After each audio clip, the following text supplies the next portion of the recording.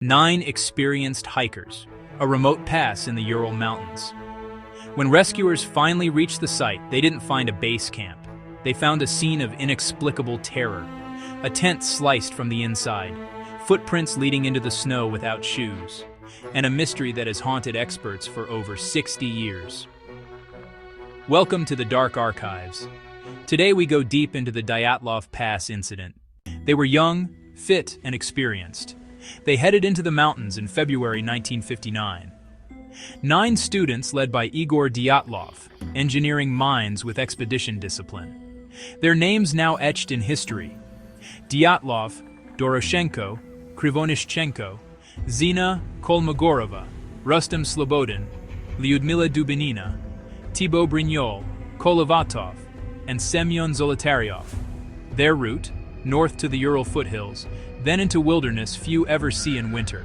Jokes in the carriage, songs on the trail, spirits high, systems checked, gear was solid, navigation precise, diaries meticulous. Everything was normal. Weather turns fickle in these mountains. The Urals punish overconfidence. Visibility fell. They pitched their tent on the slope of Kholat Shakol. Standard procedure: snow wall, stove, inventory. By the diary, they joked, cooked, and turned in early. Until it wasn't.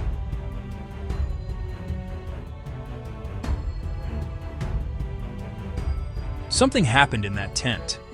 Something that made 9 trained hikers slice their way out and walk into a lethal night. What could do that? Weeks later, rescuers found the tent, half buried, silent, cut from the inside, belongings left behind, boots, coats, even a camera.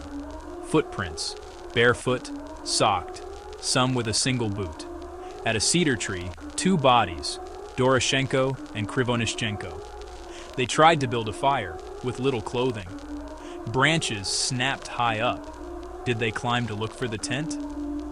3 more, Dyatlov, Kolmogorova, Slobodin, between cedar and tent. Slobodin showed head trauma, but not enough alone to kill. Months later, 4 more in a ravine: Dubinina, Thibaut Brignol, Zolotaryov, Kolovatov. Crushing injuries without external wounds, like a car crash. Dubinina's tongue reportedly missing, eyebrow and soft tissue loss, likely from decomposition in water and scavengers. They had cut and shared clothing, organized survival attempts. The horror is in the details. Watches stopped at different hours. Trace radiation on some clothing, later linked to lab work and contamination. Wind chill could kill within minutes without proper gear. What drove them out? The tent, the footprints, the injuries. 3 elements that refuse to settle into a simple story. Theory 1. Avalanche, or more precisely, a small slab release. Plausible cause to cut out fast, grab nothing. Wind loading can prime a slab hours after pitching the tent. But no classic avalanche debris field was found. Some injuries match compressive forces. Theory 2. Secret military tests. Rockets, mines, or parachute munitions. Strange lights reported in the area by others that winter. But no shrapnel, no blast residues at the scene. Declassified files remain inconclusive. Theory 3. Infrasound. Wind over the ridge generating low-frequency vibrations. Some research suggests it can provoke panic and disorientation. Counterpoint: hard to prove, and hypothermia remains the primary mechanism. Other ideas: stove malfunction or carbon monoxide. Paradoxical undressing in severe hypothermia can explain lack of clothing. Speculation about conflict with locals lacks evidence and is rejected by investigators.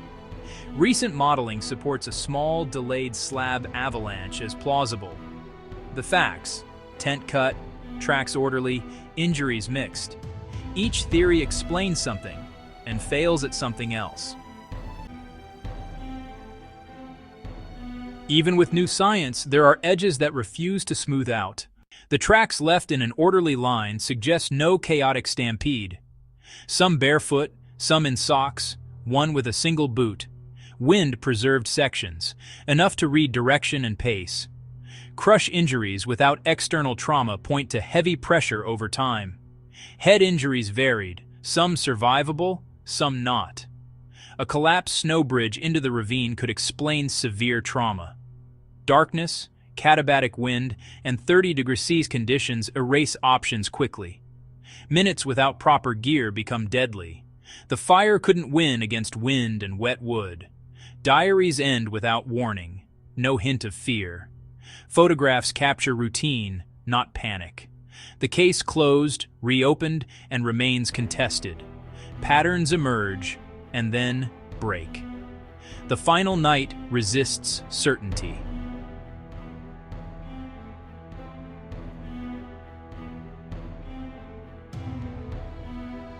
So we weigh what we have: a likely small slab release, lethal cold, possible falls into a ravine, and human decisions made under unimaginable stress. The result feels less like a single cause and more like a chain. Modern consensus leans toward a small, delayed snow slab, compounded by exposure and terrain. Military and infrasound theories explain pieces, but lack decisive proof. Even with new science, the mystery remains. If you want the police reports, tent photos, and our full timeline, check the pinned comment for the research dossier. Subscribe for more deep dives into the unknown.